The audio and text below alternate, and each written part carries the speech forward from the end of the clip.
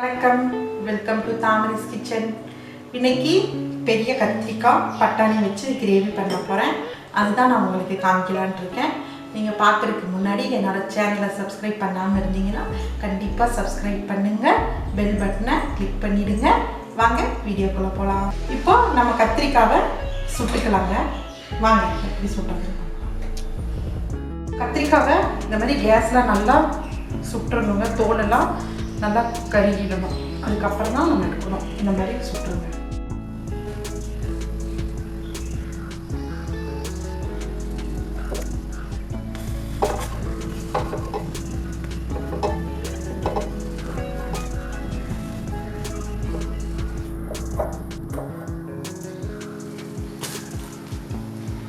கத்திரிக்காய் இந்த மாதிரி சுட்டு எடுத்துக்குங்க.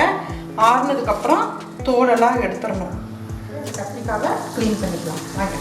கத்திரிக்காவை நல்லா சுட்டதுக்கப்புறம் இந்த மாதிரி தண்ணியில் போட்டுருணும். தண்ணியில் போட்டு இப்படி தோல் எடுத்திங்கன்னா நல்லா ஈஸியாக வந்துடும். பாருங்கள், இந்த மாதிரி தோல் எடுத்துருங்க.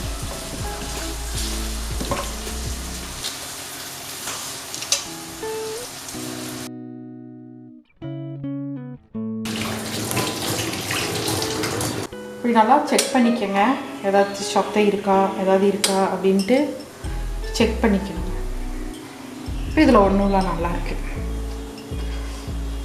பாருங்கள். இந்த மாதிரி சூடாக இருக்குது. இதை மாதிரி நீங்கள் செக் பண்ணிக்கிங்க. அப்போ இப்போ வந்து நம்ம தாளிச்சுட்டுருவாங்க. ஆயில் விட்டுக்கலாம்.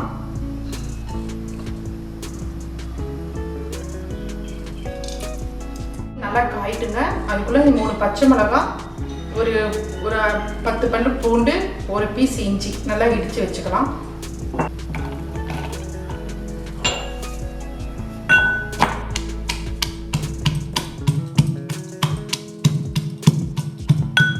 ஆயிலில் போட்டுருங்க.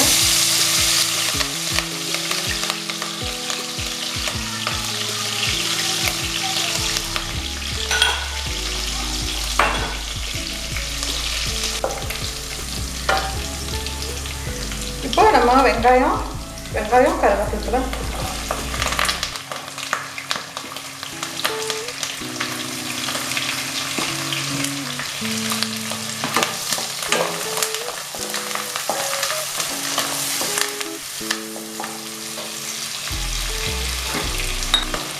தேவையான அளவு உப்பு.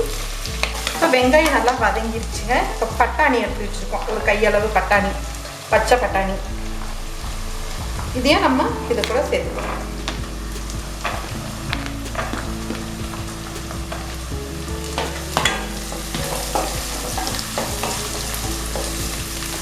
இப்போ நம்ம இந்த கத்திரிக்காவை கழுவி கொண்டு வந்து வச்சுருக்கோம்லங்க, இது வந்து இதில் போட்டுடலாம்.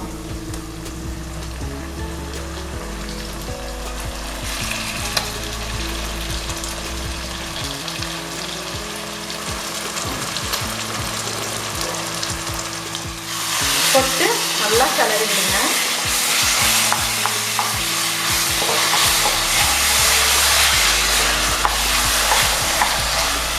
இப்போ நல்லா இது வதக்கி விட்டதுக்கப்புறம் நம்ம தக்காளி சேர்த்துக்கணுங்க. ஒரு 3 தக்காளி பொடி பொடியாக கட் பண்ணி வச்சுருக்கேன். இது சேர்த்துக்கோங்க. சேர்த்திட்டு நல்லா கிளறி விட்டுருங்க. இந்த எண்ணெயிலேயே இந்த தக்காளி இதில் தான் வேகும். தண்ணியெல்லாம் எதுவும் ஊற்றக்கூடாது. சிம்மில் வச்சுட்டு நல்லா ஒரு 5 நிமிஷத்துக்கு ஒருக்கா வந்து கிளறி விட்டுட்டே இருக்கணும். இப்போ வந்து நம்ம மசாலாலாம் போட்டுக்கலாங்க. மஞ்சத்தூள் 1/2 ஸ்பூன், மிளகாய்த்தூள் 1 ஸ்பூன்,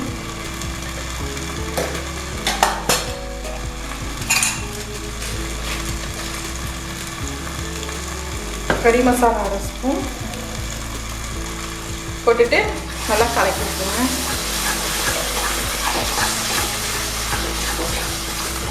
ரெடி ஆயிடுச்சு. இது வந்து நீங்கள் வந்து சாப்பாட்டு கூட சப்பாத்தி கூடலாம் வச்சு சாப்பிட்டிங்கன்னா ரொம்ப நல்லாயிருக்கும். இது வந்து சின்ன கத்திரிக்காயில் செஞ்சால் டேஸ்ட் கிடைக்காது. பெரிய கத்திரிக்காயில் செஞ்சிங்கன்னா நல்லாயிருக்கும். நீங்களும் செஞ்சு பாருங்கள். கடாயில் ஒட்டாமல் அப்படியே நல்லா சுருண்டு வருது பார்த்திங்களா? இந்த ஸ்டேஜில் நம்ம இறக்கிடணும். மல்லித்தலை தூவி இறக்கிடணும். பாருங்கள் கடாயில் ஒட்டாமல் அப்படியே அல்வா மாதிரி வந்துருக்கு.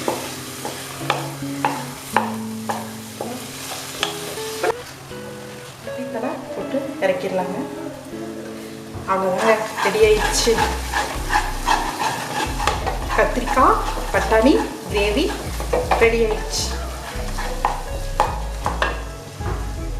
நீங்களும் இதை ட்ரை பண்ணி பாருங்கள். பார்த்துட்டு கமெண்ட் பண்ணுங்கள், சப்ஸ்கிரைப் பண்ணுங்கள். அடுத்த வீடியோவில் பார்க்கலாம்.